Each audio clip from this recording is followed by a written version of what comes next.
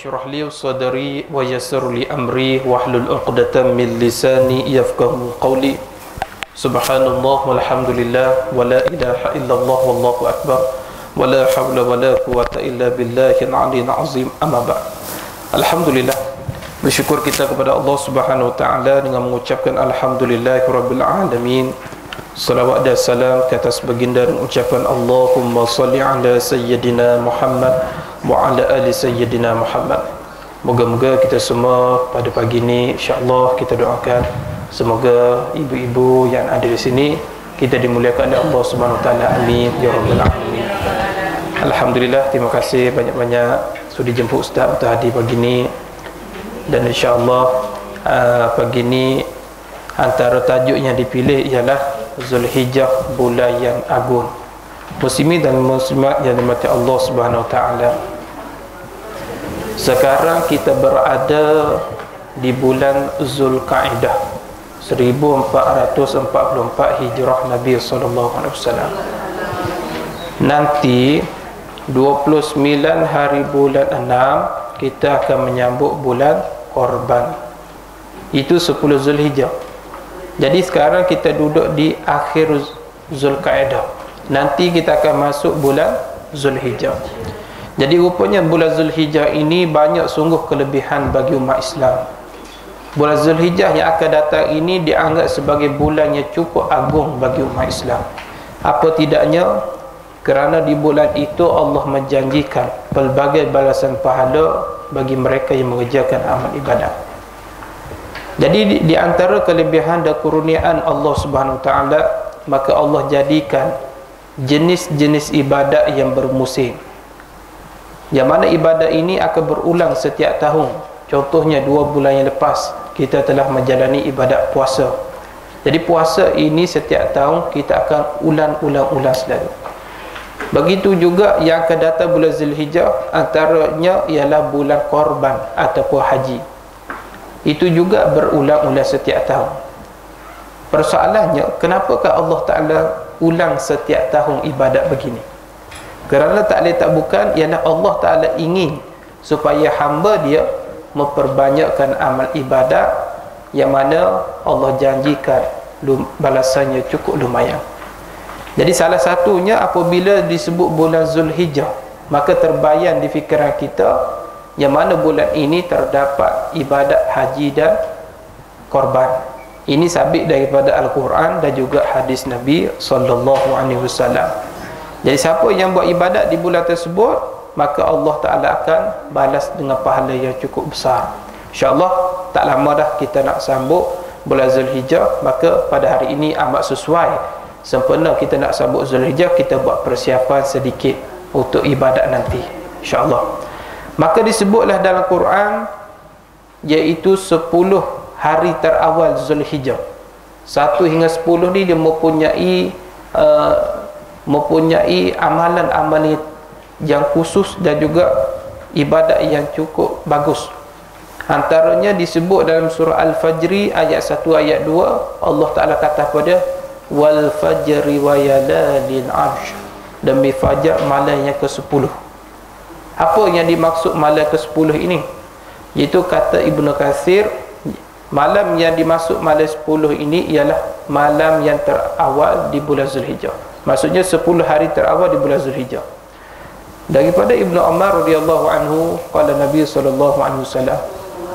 Satu hadis riwayat Ibnu Umar, Nabi pernah kata, "Ma min ayyami a'zamu indallah." Tidak ada hari yang lebih besar di sisi Allah. Tidak ada hari yang lebih besar di sisi Allah. Wala ahabbu ilaih min amali fihin min azihil ayyami ashri. Dan tidak ada amalan yang lebih dikasihi oleh Allah Ta'ala yang beramal pada 10 hari yang terawal di bulan Zulhijjah. Fa'aktsaru min tahlili wa takbiri wa tahmidi. Maka bila kamu berjumpa 10 awal terawal di bulan Zulhijjah, banyakkanlah bertakbir, bertahmid dan juga bertahlil. Hadis ini hadis yang sahih, nombor dalam riwayat Ahmad, nombor hadisnya 5446. Hadis ini hadis sahih. Kata Al-Hafiz Ibnu Hajar Di antara keistimewaan 10 awal daripada Zulhijjah, kerana di bulan ini terhimpunnya ibadat yang besar-besar. Antaranya di bulan Zulhijjah terhimpunnya ibadat yang pertama, iaitu ibadat solat. Banyak solat-solat sunat boleh dilakukan di bulan Zulhijjah, lagi-lagi orang yang mengerjakan haji. Antara salah satunya solat sunat, iaitu solat sunat Aidil Adha. Yang kedua, amalan yang besar terdapat di bulan Zulhijjah, iaitu amalan puasa. Jadi apakah amalan yang disunatkan bila berjumpa 1 hingga 9 Zulhijjah? Itu disunatkan kita berpuasa. Lagi-lagilah jangan lupa puasa pada 9 Zulhijjah, iaitu dipanggil puasa sunat Arafah. Nah, puasa sunat Arafah ni banyak pahala dia. Kalau boleh jangan tinggal. Paling kurang pun puasa sunat Arafah tu jangan tinggal. Bila ni? Sehari sebelum sambut raya. Tu. Tapi kita disunatkan bermula 1 hingga 9 Zulhijjah, disunatkan. Amalan ketiga yang besar terdapat bulan Zulhijjah, iaitu amalan sedekah.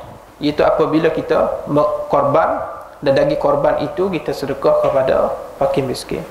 Dan amalan yang keempat terdapat di bulan Zulhijjah, iaitu amalan haji. Jadi kata Ibn Hajar, amalan ini hanya terdapat di bulan Zulhijjah sahaja.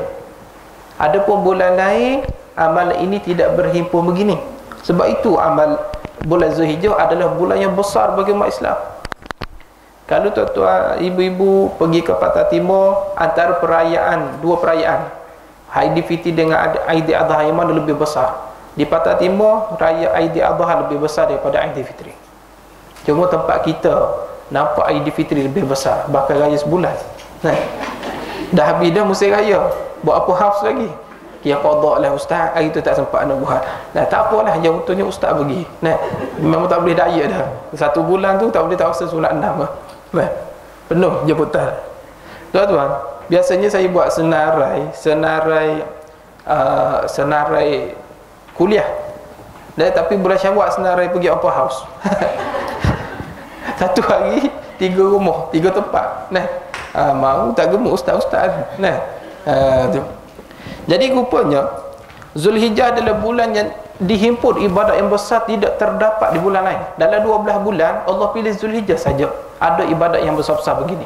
Ada amalan haji, ada amalan sedekah daging korban, ada amalan solat sunat raya, ada amalan sedekah dan sebagainya. Bukan setakat itu, ada hadis yang disebut daripada Ibnu Abbas radhiyallahu anhu, yang mana qala Nabi SAW, Nabi kata, "Ma min ayyamin amalu salihu fihinna ahabu ilahi bin hazil ayyam ya'ni asyri." Nabi kata, tiada hari yang terlebih kasih oleh Allah berbuat ibadat baginya Allah selain daripada hari-hari 10 ini. Nak beritahu kepada kita, siapa yang beramal 10 terawal daripada bulan Zulhijjah, Allah cukup suka.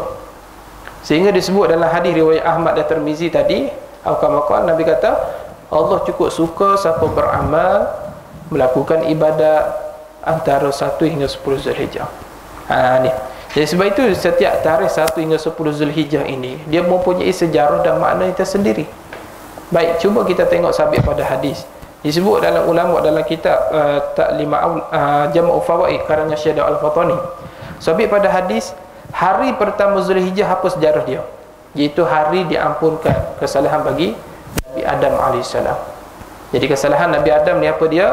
Iaitu makan buah kayu yang dilarang dalam syurga. Jadi dalam syurga ni Allah Ta'ala beri kepada Nabi Adam, buatlah nak buat apa, cuma satu saja jangan buat, jangan sentuh, jangan makan buah khuldi tu, jangan makan buah tu. Tapi disebabkan godaan syaitan, godaan nafsu, termakan juga. Maka Nabi Adam pun makan, sempat sampai di leher, maka dipegang oleh siapa? Malaikat Jibril. Malaikat Jibril keluar balik. Ada pun Siti Hawa, dia sempat makan. Maka Allah Ta'ala kafarahkan perempuan setiap bulan datang haid dan darah kotor. Haid ni apa dia? Darah yang keluar daripada perempuan ketika tubuh sehat. Itu maksudnya haid. Rupanya sejarahnya isteri Nabi Adam ni sempat makan dan telan, maka Allah kafarahkan dengan setiap perempuan datang kedatangan haid.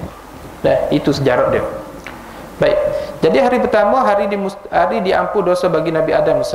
Cuma bila kita kata dosa di sini, Nabi Adam sebenarnya maksum. Nabi-nabi semuanya maksum. Cerita macam ni kena takwil. Kita jangan menganggap Nabi ni melakukan dosa jugalah macam seperti kita. Tidak, tak sama. Nabi ni maksum. Cuma kisah ini kena takwil. Kita takwil macam mana? Wajib bertaubat walaupun tidak melakukan dosa. Contoh seperti Nabi Muhammad SAW. Nabi ni maksum kan? Tak pernah buat dosa. Tapi Nabi bertaubat sebanyak 70 kali sehari. Cuma ada ulama kata siapa yang berpuasa pada hari tersebut 1 Zulhijjah, diampunkan Allah Ta'ala baginya tiap-tiap dosa, yakni Allah pelihara kita daripada tiap-tiap dosa. Kalau kita puasa 1 Zulhijjah, kata ulama, Allah Ta'ala jaga kita daripada melakukan dosa. Nah, hari kedua Zulhijjah, iaitu hari dilepaskan Nabi Yunus AS daripada perut ikan nun. Ikan nun ikan paus. Selama 40 hari Nabi Yunus duduk dalam perut ikan. Maka 2 Zulhijjah itulah hari yang dilepaskan Nabi Yunus daripada perut ikan tersebut. Subhanallah. Rupanya dalam ikan ni manusia boleh hidup. Kerana ikan paus ni dia menyimpan oksigen, menyimpan udara dalam badan dia. Ada 2 jenis ikan di dunia ni, dia perlu udara, dia perlu kepada oksigen. Yang pertama ikan paus. Ikan paus ni kat mana pun dia mesti kena berenang naik ke permukaan untuk ambil udara dan oksigen. Yang kedua ikan dolphin. Dolphin ni ikan yang cerdik lah, berenang laju dah. Cuba ambil 2 ikan ni, kita selam dia 5 jam tak timbul-timbul. Oh, mati dia. Nah, boleh buat apa ni, 3 rasa. Nah, pasal apa dia? Dia satu jenis ikan yang perlu kepada oksigen dan juga udara. Maka orang putih buat kajian, maka ciptalah satu teknologi dipanggil kapal selam. Nah, dia ambil sejarah Nabi Yunus ni. Tu. Baik. Kata ulama, siapa yang berpuasa pada 2 Zulhijjah ini, maka adalah seperti mengerjakan ibadah kepada Allah Subhanahu Wa Taala setahun. Tu. Hari ketiga Zulhijjah, iaitu hari dimustajabkan doa bagi Nabi Zakaria AS. Jadi Nabi Zakaria ni dimustajabkan doa pada 3 Zulhijjah. Baik, kita kena faham, Nabi Zakaria ni salah satu Nabi yang telah dibunuh oleh puak-puak Yahudi. Kita kata Yahudi ni jahat, memang betul jahat. Jahat dia ni, memang tidak ada manusia lebih jahat daripada puak-puak Yahudi ni. Tidak adalah lebih jahat. Kita kata jahat sebab apa Ustaz? Sebab bunuh orang Islam. Ya, bunuh orang Islam pun jahat. Tapi lebih jahat lagi mereka yang bunuh para Nabi dan para Rasul. Tak adalah lebih jahat bunuh para Nabi dan para Rasul. Mereka lah paling jahat di permukaan bumi ni. Jadi kata ulama, siapa yang berpuasa pada hari 3 Zulhijjah, dimustajabkan Allah baginya tiap-tiap doa dia. Dengan keberkatan Allah terima doa Nabi Zakaria. Siapa puasa hari 3 Zulhijjah, Allah Ta'ala pun mustajabkan doa dia. Tu. Hari keempat Zulhijjah, iaitu hari diperanakkan Nabi Isa AS. Nabi Isa ni antara Nabi yang dilahir tanpa bapa. Ni salah satu mukjizat Nabi Isa AS, lahir tanpa bapa. Jadi ulama kata siapa yang berpuasa pada hari tersebut, nescaya menafikan daripada kesusahan dan papa kedana. Dapat terhindar daripada kefakiran, kemiskinan. Hari kelima Zulhijjah pula, iaitu hari diperanakkan Nabi Musa AS. Nabi Musa AS diperanak pada 5 Zulhijjah. Cuma kata ulama, siapa yang berpuasa pada hari tersebut, nescaya dilepaskan dia seseorang daripada nifak, yang sifat munafik, dan diamankan dia daripada azab. Subhanallah. Yang ni kita mahukan dapat mengelak daripada sifat munafik. Sebab sifat munafik ni semua orang boleh jadi munafik. Tu. Munafik ni apa dia? Ada tiga syarat lah nak jadi munafik. Mungkin janji, cakap bohong, khianat amanah. Itu dia jadi munafik lah tu. Maka kita kena elak daripada sifat munafik ni. Hari ke-6 Zulhijjah, iaitu hari dibukakan, yakni dimenangkan Allah Ta'ala akan Nabi kita selesai di negeri Khaybar. Allah beri kemenangan pada Nabi di negeri Khaybar. Jadi siapa yang berpuasa pada hari tersebut, ditilik Allah Ta'ala baginya, dan barang siapa ditilik Allah baginya, tiada seksa Allah selama-lamanya. Itu kelebihan kalau kita puasa pada 6 Zulhijjah. Hari ke-7 Zulhijjah pula, iaitu hari dipadamkan, yakni hari dimatikan neraka jahanam dan ditutup segala pintu neraka jahanam, dan akan dibuka balik neraka jahanam ini selepas berlalunya 10 Zulhijjah. Ni. Boleh faham tak? Hari ke-8 Zulhijjah dipanggil hari Tarwiyah. Tarwiyah ni iaitu hari mimpi Nabi Ibrahim AS. Allah Ta'ala perintah kepada Nabi Ibrahim 3 kali datang mimpi supaya sembelih anak dia, iaitu Nabi Ismail. Maka dipanggil hari tarwiyah, hari mimpi.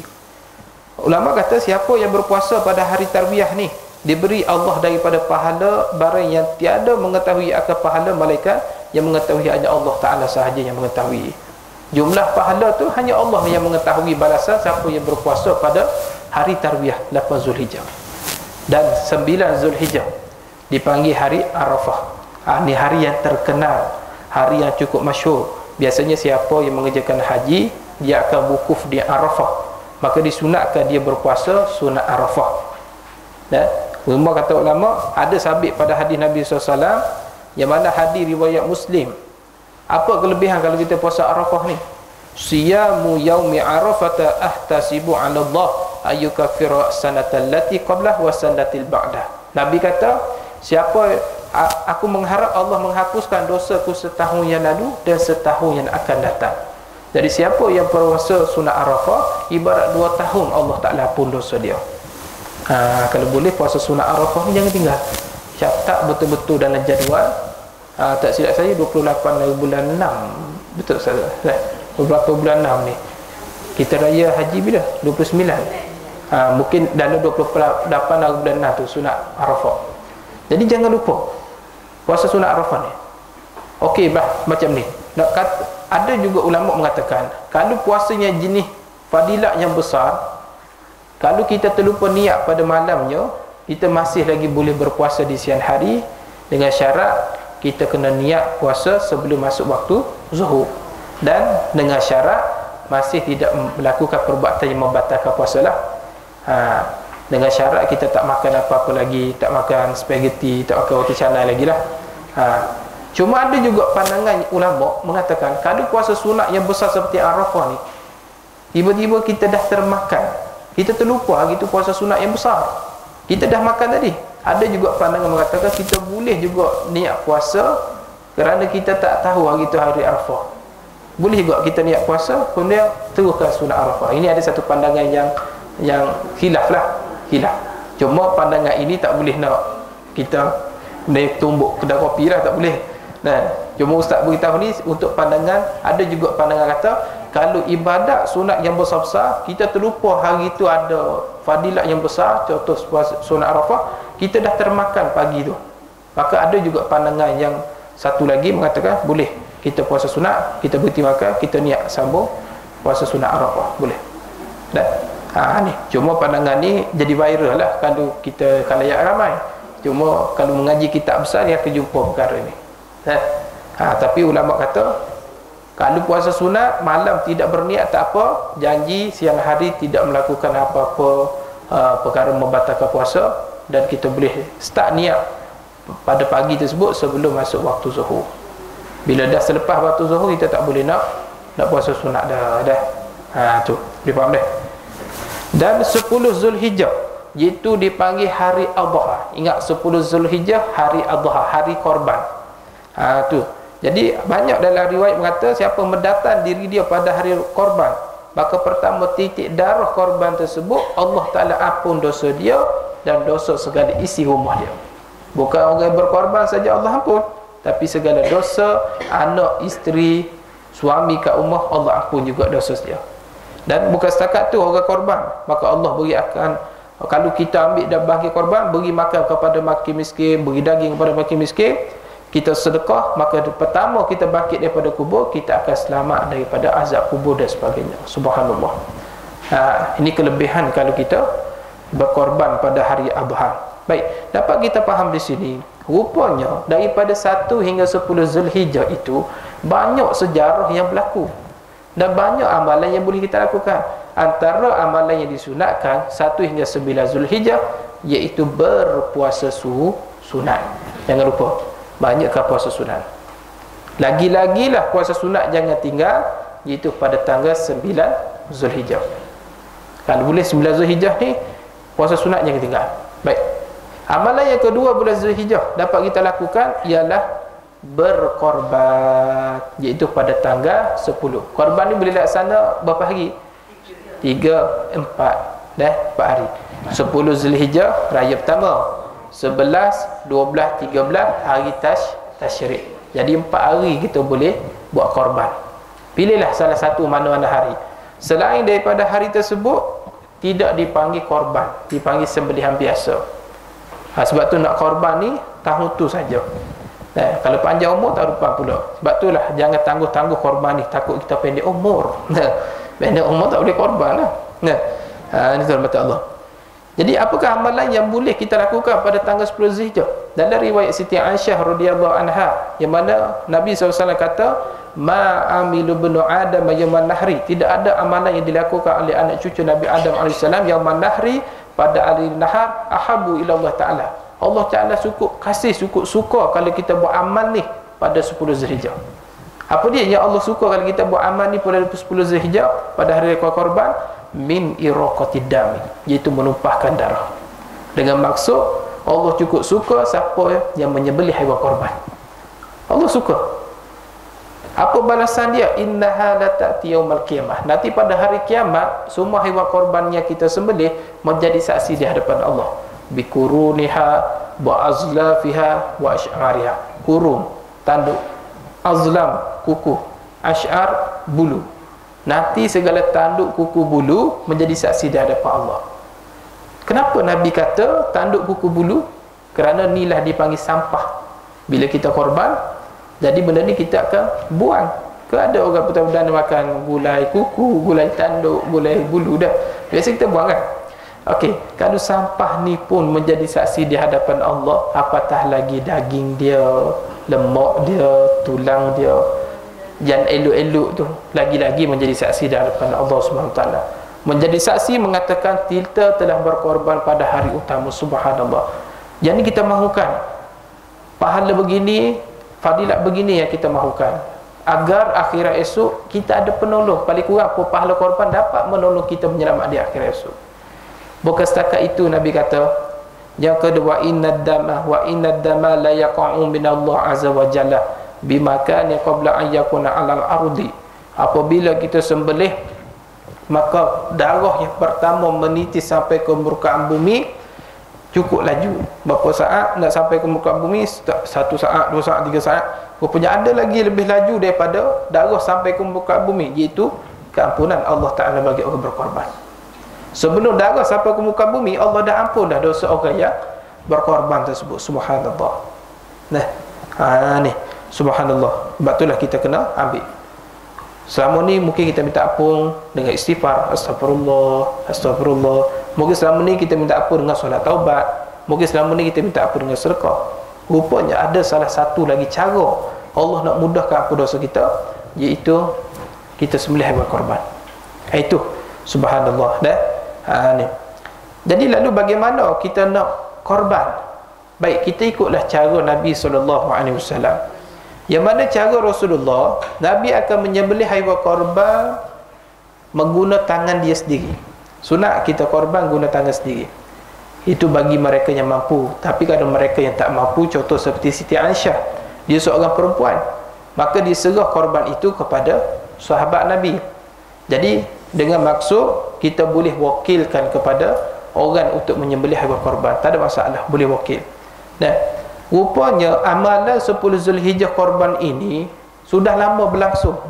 Sejarah awal-awal, iaitu daripada zaman Nabi Ibrahim AS hingga kepada zaman Nabi Muhammad, itu dalam tempoh 1800 tahun. Sekarang kita berada 2023. Rupanya sejarah korban ini telah berlangsung lebih kurang 3800 tahun lebih dah. Sejarah korban ni. Apa sejarah korban ni? Apa asal hukum korban ni? Begini, asalnya daripada peristiwa Nabi Ibrahim dah. Yang mana Nabi Ibrahim AS dimimpikan oleh Allah sebanyak 3 kali. Dalam mimpi itu mengatakan supaya sembelih anaknya Nabi Ismail. Jadi kita kena faham, mimpi Nabi dengan mimpi kita tak sama. Mimpi Nabi perintah Allah yang wajib dilaksanakan. Adapun mimpi kita mimpi biasa. Jangan pula disamakan. Oh, Nabi Ibrahim mimpi sembelih anak dia, lepas tu kita mimpi, oh Allah Ta'ala, kita mimpi malam tadi sembelih anak kita pula. Jangan pergi ambil pisau sembelih anak sendiri. Sebab mimpi kita bukan perintah Allah. Mimpi Nabi itu perintah Allah. Baik. Selepas Nabi Ibrahim bermimpi, Nabi Ibrahim beritahu kepada anaknya, ya bunayya, inni arafin manam inni azba'uka fazul manam tara.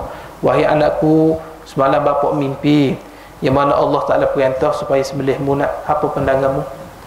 Di sini Nabi Ibrahim ajak anak dia berbincang. Begitulah kita sebagai ibu bapa dengan anak nak buat satu keputusan, ajak dulu anak berbincang. Walaupun keputusan satu tangan kita, tanya dulu, wahai anak, macam mana pandangan, bolehkah mau ayah nak buat begini? Barulah ada hubungan antara anak tersebut. Kemudian apa jawab Nabi Ismail? Ya abati if'al ma tu'mas satajiduni insyaallah minas sabirin. Wahai bapakku, if'al, lakukan saja, insyaallah semoga saya tergolong orang yang sabar. Subhanallah. Maka memang betul lah Nabi Ismail anak yang soleh. Sanggup Nabi Ismail jawab macam tu. Rupanya selama ni Nabi Ibrahim berdoa kepada Allah, selalu berdoa di depan Kaabah nak dapat anak. Ketika Nabi Ibrahim usia sudah lanjut 86 tahun lebih, baru Nabi Ibrahim dapat seorang anak, Nabi Ismail, ketika usia yang tua. Baik, apabila begitu, rupanya selama ni Nabi Ibrahim berdoa kepada Allah Ta'ala depan Kaabah dengan berkat doa Rabbi habli minas salihin, ya Allah berikanlah aku anak yang soleh. Maka akhirnya dapatlah seorang anak. Dua doa dikabulkan. Yang pertama dapat anak, yang kedua dapat soleh. Anak dapat, soleh pun dapat. Kita anak dapat, soleh entah ke mana tadi solehnya. Soleh bin Muhammad ada, tapi betul-betul soleh ni tak ada. Tu. Baik. Jadi berkat Nabi Ibrahim baca Rabbi habli minas salihin, ya Allah berikanlah aku anak soleh. Kalau boleh ibu-ibu baca selalu doa ni pada anak. Ikut saja boleh. Catat. Rabbi habli minas salihin. Sekali lagi. Rabbi habli minas salihin. Boleh pandai. Itu saja. Ya Allah berikanlah aku anak yang soleh. Ni doa Nabi Ibrahim ni. Doa Nabi Ibrahim. Jadi siapa yang dah kahwin lama, belum dianugerahkan anak, cuba amalkan doa Nabi Ibrahim. Manalah tahu berkat kita baca, tengok-tengok tahun depan dapat anak. Manalah tahu kita yang dah menepuh ni, tengok tahun depan dapat anak lagi. Pelik semua. Boleh faham dah? Manalah tahu ya dah melepas pun tengok beranak lagi. Kita tak tahu. Dengan berkat doa Nabi Ibrahim AS, mana dah tahu. Jadi tuan-tuan, saya ada seorang kawan, dia ustaz juga. Dia ni seorang mutawif lah. Dia mutawif. Setiap tahun dia pergi ke Mekah lah untuk buat umrah, sebab dia yang bawa jemaah. Maka setiap tahun dia boleh pergi. Dia sudah kahwin selama 10 tahun, belum dapat anak lagi. Maka setiap kali dia pergi umrah, dia selalu berdoa depan Kaabah nak minta seorang anak. Dengan berkat dia ni berdoa selalu tak tinggal, mihur kepada Allah. Akhirnya pada tahun yang ke-11 Allah anugerah dia dapat seorang anak lelaki. Lepas dapat anak tu, 2 tahun berikutnya dapat pula seorang lagi. Dengan kata dia, sekarang ni mengadu pula dah. Isteri dia. Tengok. 10 tahun kahwin tak dapat-dapat. Lepas dapat, Allah berderet-deret pula dapat. Ni kuasa Allah. Kita kena minta selalu. Sebab tu dah siapa yang pergi haji, pergi umrah, minta supaya tolong doa untuk kita dah. Tu ya Allah, ya Tuhan aku dah. Aku belum kahwin dah lama, belum dapat anak, dah bantukanlah. Mana tahu ini kuasa Allah, rezeki ini anugerah daripada Allah Subhanahu wa taala. Usahalah. Baik. Dia faham dah? Jadi tuan-tuan Allah, apa bukti Nabi Ismail yang soleh? Benda yang tak masuk akal bila Nabi Ibrahim kata, wahai anakku, Allah perintah supaya sembelihmu nak. Apa pandanganmu nak? Apa jawab anak yang soleh? If'al, bapa, lakukan saja. InsyaAllah minas sabirin, semoga saya tergolong orang yang sabar. Maka ketika itulah Nabi Ibrahim pun bergegas membawa anaknya pergi tempat untuk disembelih. Ketika itu Siti Hajar menahan suaminya Nabi Ibrahim supaya jangan bawa anak dia pergi disembelih. Pasal perempuan ibunya mengandung, dan perasaan ibu ni sedih lah pasal nak bawa anak dia yang kandung selama ni, yang ditunggu lama-lama, tiba-tiba nak dibawa sembelih. Maka Nabi Ibrahim pun menenangkan isterinya. Nabi Ibrahim kata ini perintah Allah. Barulah isterinya Hajar dia pun redha dengan kehendak Allah. Maka ketika itu wujud keluarganya redha, suaminya redha, isterinya redha, anaknya redha, wujud keluarga redha. Maka dibawalah Nabi Ismail tempat menyembelih sampai di tengah perjalanan. Maka ketika itulah syaitan datang mengganggu. Maka Nabi Ibrahim pun tunduk kutip anak batu, balik dekat syaitan tu. Lari syaitan tu. Syaitan kata apa? Hei Ibrahim, orang tak buat kerja macam ni. Mana dua orang bunuh anak sendiri. Sebab syaitan dia tak suka ikut perintah Allah. Maka Nabi Ibrahim ambil batu balik. Maka berjalan lagi. Datang kali kedua syaitan mengganggu. Maka Nabi Ibrahim pun tunduk ambil anak batu, baling lagi. Lari syaitan tu. Maka datang syaitan kali ketiga ganggu. Nabi Ibrahim pun tunduk ambil batu, baling, maka larilah syaitan itu. Maka ini dia panggil amalan orang haji, dia panggil melontar jamrah. Ada 3 kan? Jamratul ula, jamratul wusta, jamratul aqabah. Jadi syarat melontar jamrah mesti anak batu. Betul-betul batu. Jangan tarik utak keras. Ada setengah orang bila dia tak belajar pergi haji, dia hanya pergi dah orang buat kursus haji 3-4 siri dia tak pergi langsung. Dia sibuk lah apa, tapi ketika mengerjakan haji mulalah main masalah. Orang suruh kutip anak batu, dia pergi kutip tarik utar dah, tarik keldai, dia kata macam batu, dia kata apa? Memang betul dia keras. Maka sah dah tak sah lah. Dan syarat dia mesti kena masuk dalam kawasan lubang tempat jamrah tu. Contoh ni kawasan lubang kan. Dia sebab jamrah tu dia ada bertingkat. Ada tingkat-tingkat dah, tempat tingkat. Jadi kita balik tu supaya masuk kawasan lubang dia. Yang di tiang tengah-tengah tu bukan syaitan. Itu adalah tiang untuk menahan batu supaya mudah masuk dalam lubang. Ada setengah orang menganggap tiang tengah-tengah tu syaitan. Dia punya baling macam basketball tu. Bernafsu betul baling. Dia punya pusingan tu. Oh pusingan. Oh bismillah Allahu akbar. Boom dah. Bila dia balik terperating, tak masuk dalam lubang, keluar balik, tak sah. Dia mesti balik masuk dalam kawasan dia tu. Baru sah balingan tersebut. Setiap satu jamrah 7 bijak dan batu. Maka 3 jamrah kali dengan 3. Nah, balik biasa je dah masuk dah. Baik. Kemudian Nabi Ibrahim pun bawalah sampai tempat menyembelih, dia bawa pisau, kemudian Nabi Ismail terasa sejuk di hujung tengkuknya ketika nak disembelih. Ketika nak dihiris, tiba-tiba pisau tu jadi tumpul. Tumpul pisau tu. Nabi Ibrahim cukup marah. Nabi Ibrahim pun lontar pisau tu.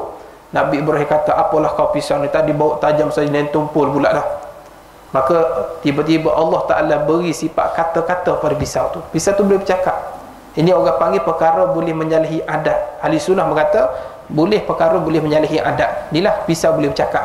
Dah. Maka pisau tu tanya, wahai Ibrahim, apa pasal kamu ni marah sangat?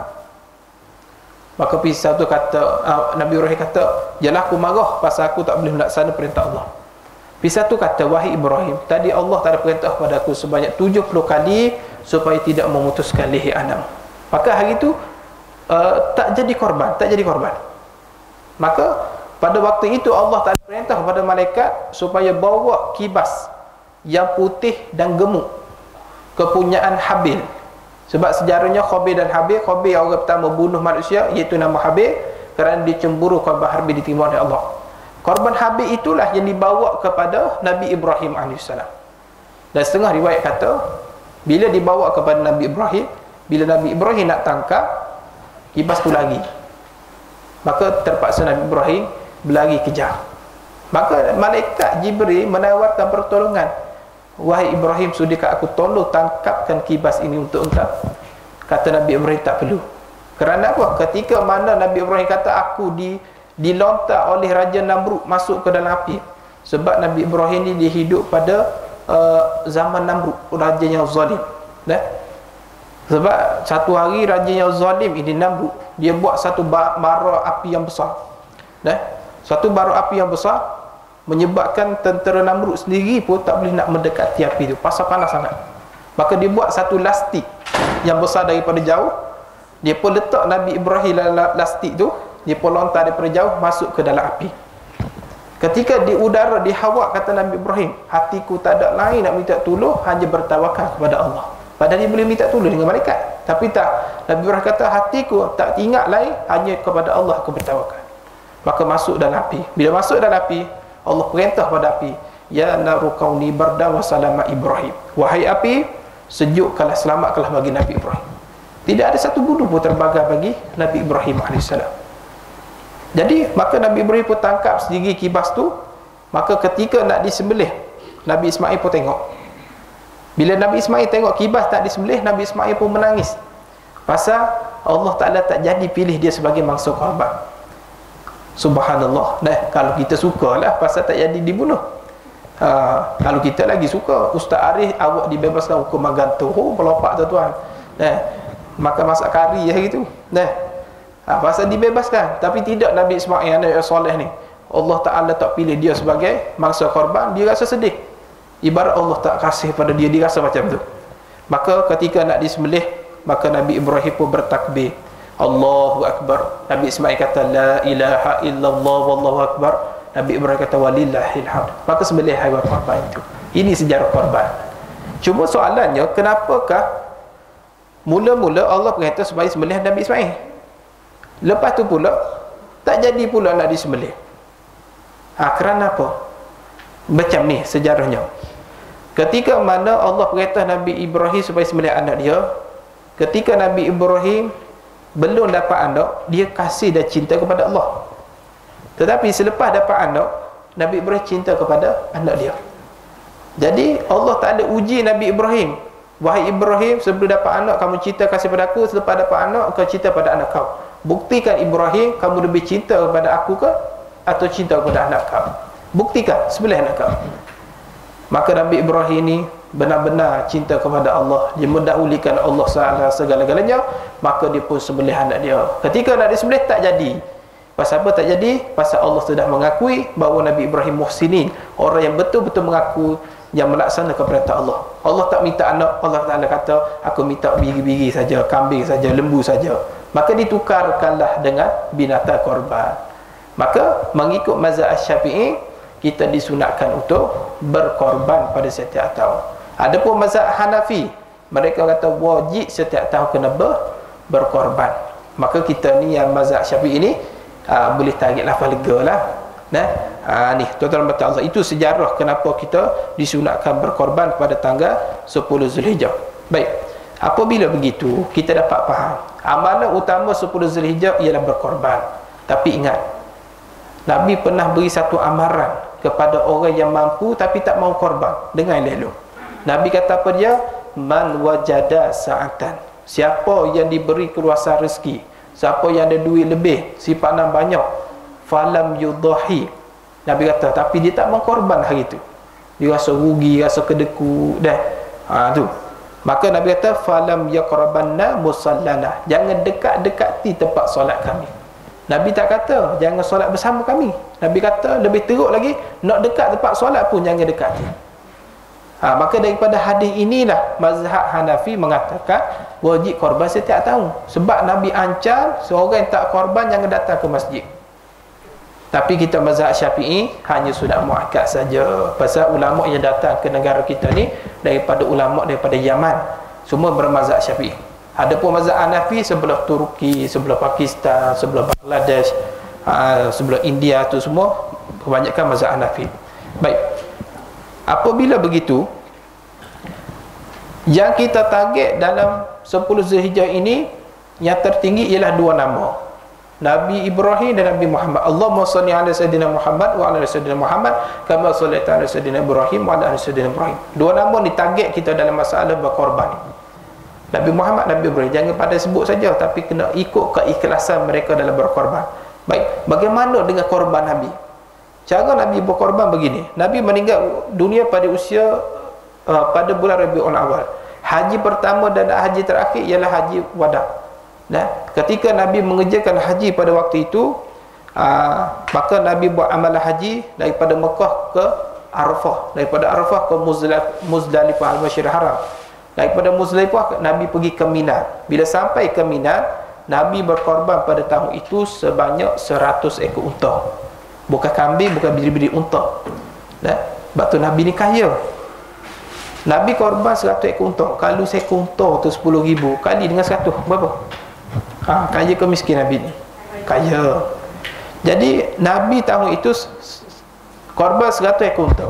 Nabi sembelih guna tangan sendiri 63 ekor unta. Nabi guna sembelih tangan sendiri. Bila sampai angka 63, Nabi serah pisau tu kepada sahabat Ali bin Abi Talib supaya sambung korban Nabi sebanyak 37 ekor unta lagi.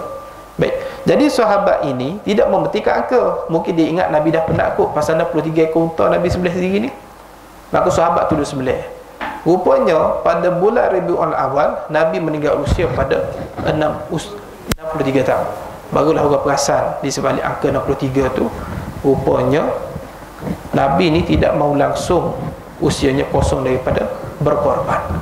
Target kita seperti Nabi Muhammad. Kalau boleh setiap tahun kita nak bagi korban. Setiap tahun jangan kosongkan, rugi tuan-tuan kata Allah. Maka kita kena dorongkan diri kita berkorban. Bagaimana cara yang sunat kita berkorban? Baik, ketika mana kita nak melaksanakan korban, ketika nak disembelih, sunat kita baca doa ni. Bismillah, Allahu Akbar, Allahumma minka walaka. Bismillah, Allahu Akbar, Allahumma minka walaka. Ya Allah, apa ni, dengan nama Allah, Allah Maha Besar, ini daripada engkau dan ini untuk engkau. Kenapa di hujung belakang tak sama Allahumma minka walaka? Kerana mungkin terdetik dalam hati kita nak keluar bahagian korban nak.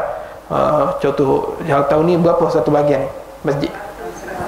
800,500. Oh, 800,500 tu kita kata apa bila nak keluar duit nak bayar korban ni? Ya Allah, 800,500 ni dah aku kumpul berbulan-bulan dah. Suami aku bagi RM50 saja sebulan-sebulan. Aku kumpul ni sehingga 3-4 bulan aku kumpul. Nak dapat apa? Susahnya nak dapat ni. Tapi bila kita baca doa tadi, Allah mamika walaka, ya Allah rezeki ni pun daripada engkau dan ini untuk engkau ya Allah, maka terbatallah rasa kedekut kita dalam masalah berkorban itu terhadap Allah Subhanahu wa taala. Itu kelebihan dia. Jadi dapat kita faham di sini. Jadi target kita seperti korban Nabi SAW, tidak mau langsung usia kita kosong daripada mengenai bab korban. Baik. Bila kita sembelih baca Allah mamika walaka, kemudian bila disembelih Nabi kata akala min kazibi udhiyah, makanlah sedikit daripada daging korban tu. Tujuannya litabaruk, nak ambil berkat. Asalnya dalam ayat ni tak sebut apa yang perlu dimakan, tapi ada ulama kata sunat kita makan sedikit sebahagian hati. Nabi buat dua cara pembahagian daging korban. Bila korban dari sembelih, akala min kazibi udhiyah, makanlah sedikit daripada daging korban, maksudnya hati korban. Kenapa tak daging? Kerana daging proses lama.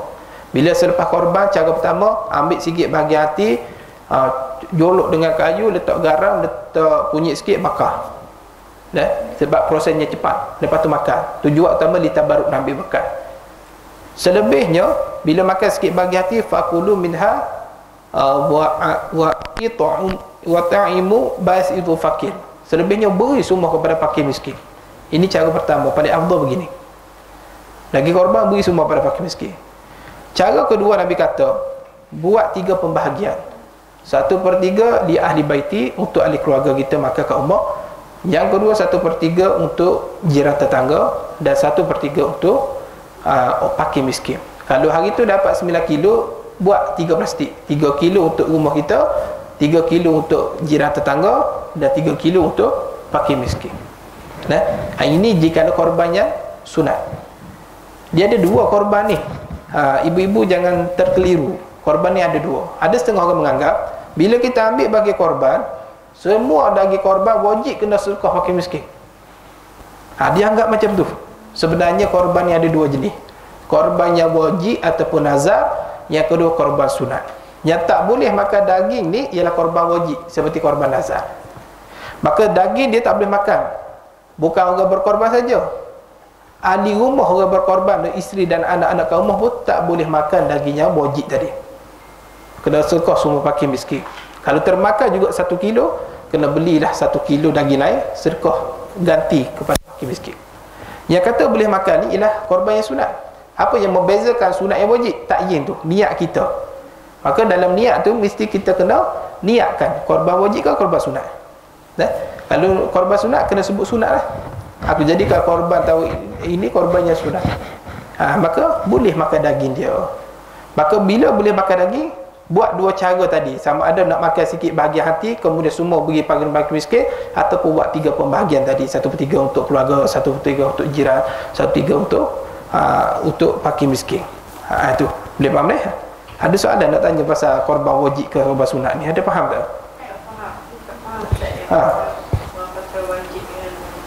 Wajib begini, macam mana boleh jadi korban wajib pasal kita tak sebut sunat? Pasal kita tak jadikan korban tu korban sunat. Maka nak mau bezakan korban wajib sunat, niat tersebut. Dan boleh juga jadi korban wajib. Contoh, kita bela lembu, kita heret lembu tu, kemudian orang tanya nak buat apa lembu tahun ni, kita kata nak buat korban. Kita tak sebut korban sunat, kita kata nak buat korban lembu ni.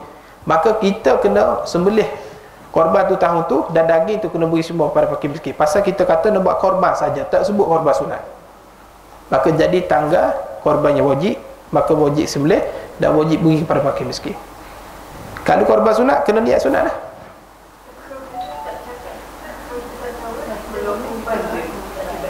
Sudah. Sudah macam mana tu?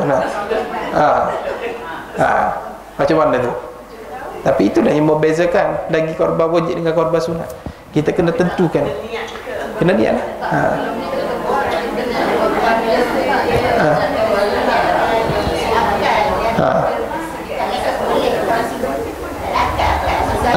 Wakil lah, kita ke wakil. Dah tulis dah kan? Kalau dah tulis dalam borang tu, korban sunat lah. Nah, cuma terpulang kepada orang yang berkorban tu, dia nak korban wajib ke korban sunat? Dah?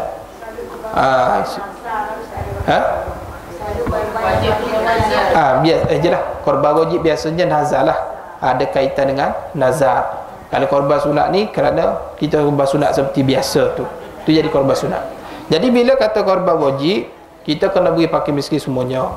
Baik. Yang kedua, korban sunat kita boleh makan, kita boleh pindah dan sebagainya. Cuma yang bahagian fakir miskin mesti kena diberikan. Baik. Dapat kita simpulkan di sini, apa sebenarnya hikmah amalan korban yang kita lakukan 10 Zulhijjah. Baik.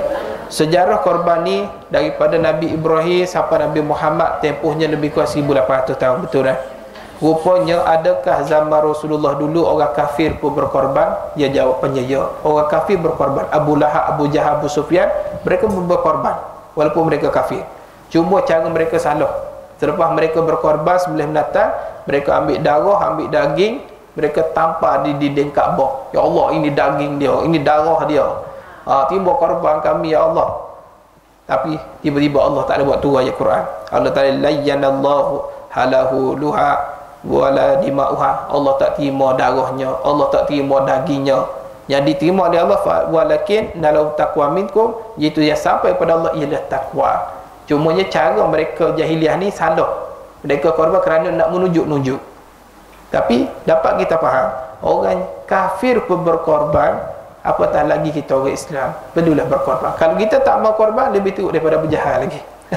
Lebih teruk daripada Abu Lahab lagi.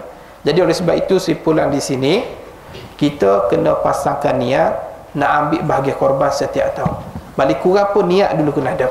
Ya Allah, aku kalau boleh tahun ni aku nak korban, tak nak tinggal. Kalau dipanjangkan umur, kita pun laksana ibadah korban. Niat dapat satu pahala, bila laksana ibadah korban dapat lagi pahala. Balik kurang pun niat.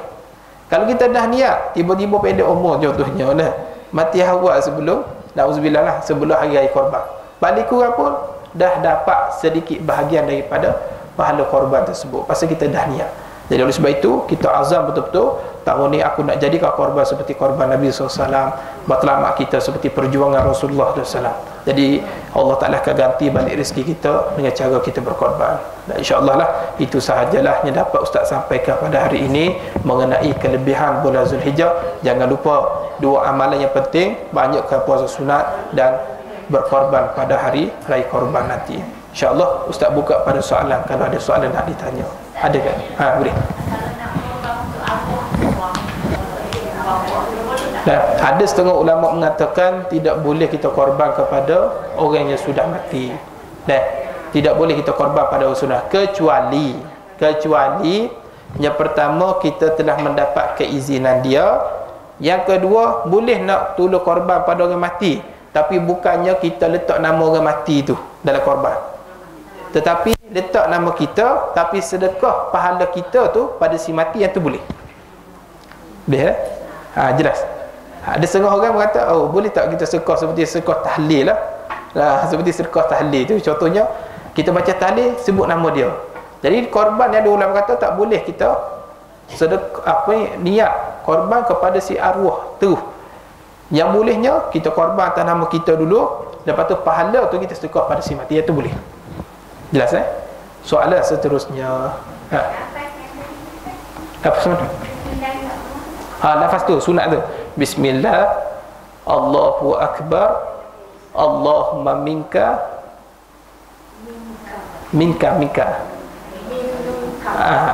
Allahumma minka ma minka walaka. Min daripada minun. Bismillah, Allahu Akbar, Allahumma minka walaka. Bukan Allahumma minka man. Allahumma minka matu daripada lah. Allahumma minka walaka. Walaka. Laka tu bagi engkau, ka tu engkau lah. Baca doa tu. Okey. Okey. Di mana nak cari fakir miskin tu? Itu jadi isu dah. Sebenarnya yang paling banyak fakir miskin di bandar, bukan di kampung. Di bandar bagi banyak. Ada orang kata susah lah nak cari fakir miskin ke bandar. Padahal kat bandar lah paling banyak fakir miskin. Tuan-tuan, saya pergi kat Sentul belajar, mengajar kat Sentul.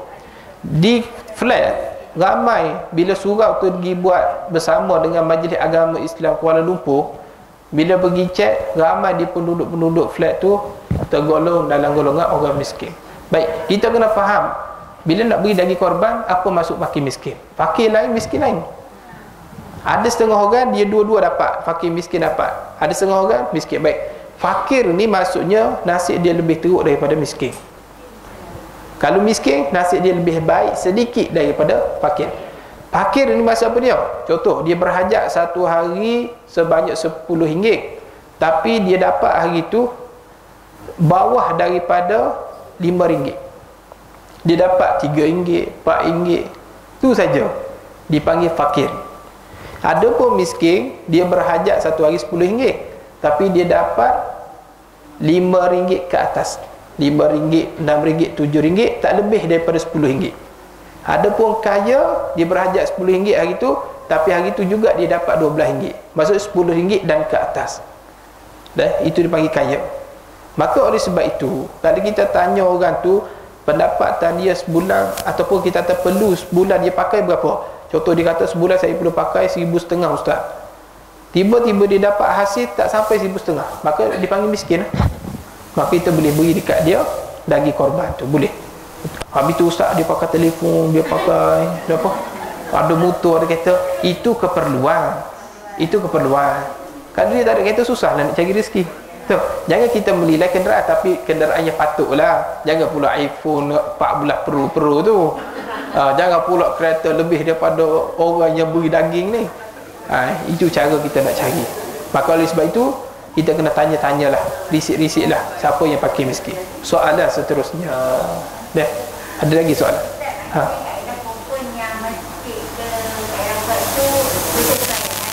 Kaedah masjid macam mana tu? Kupon.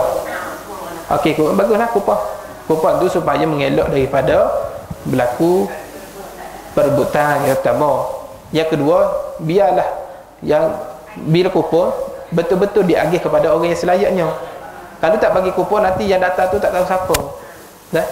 Tu baguslah sistem kupon ni ada baiknya. Dia datang ambil, itu lagi baik. Boleh kita kenal, kita boleh kenal. Lepas tu saya sarankan korban bagilah daging pada waktu siang.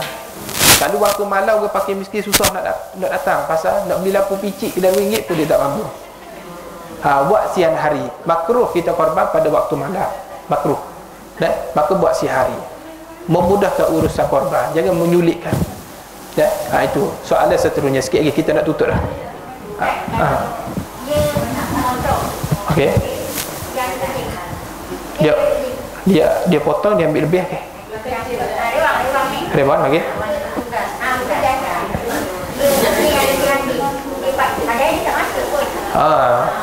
Haram hukumnya, tak boleh. Reban tu orang yang menolong tu korban, dia tak ambil, bukan daging korban dia, tapi dia tolong korban, tapi dia ambil daging korban, boleh tak? Haram hukumnya, pasal bukan hak dia. Dah, kecuali orang yang berkorban itu dia beri daging dia kepada orang tersebut. Dah, yang tu boleh. Cuma tak bolehnya orang yang korban ni tolong lapah ni, dia tolong ambil daging tu sendiri. Dah, oh dia kata, oh ni kira upah dah ni, habis kilo 2 kilo dia seorang.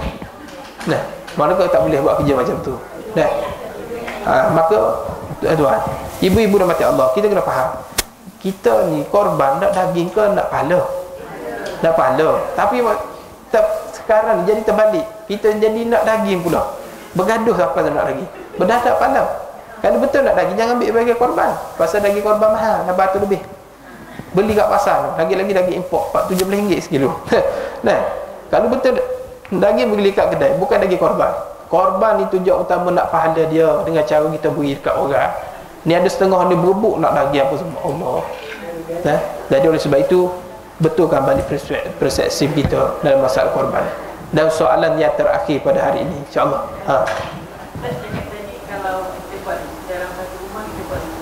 Okey.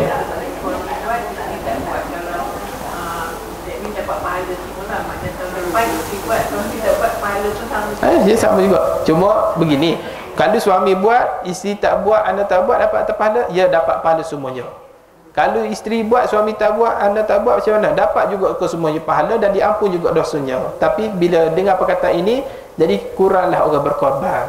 Lebih baik isteri pun buat korban, suami pun buat korban, anak-anak pun buat korban. Seekor lembu, anak beranak dia saja korban. Itu lebih terbaik. Ulama kata lebih banyak melupakan darah, lebih bagus dan lebih disukai oleh Allah Subhanahu wa taala. Dan wallahu taala alam, insyaallah. Terima kasih beri perhatian. Semoga ustaz sampaikan dapat bersegi manfaat dan kita amalkan. Insyaallah korban tahun ni ibadat kita semoga Allah taala terima dan dimasukkan dalam syurga Allah Subhanahu wa taala. Amin ya rabbal alamin. A'udzubillahi minasyaitonir rajim. Bismillahirrahmanirrahim.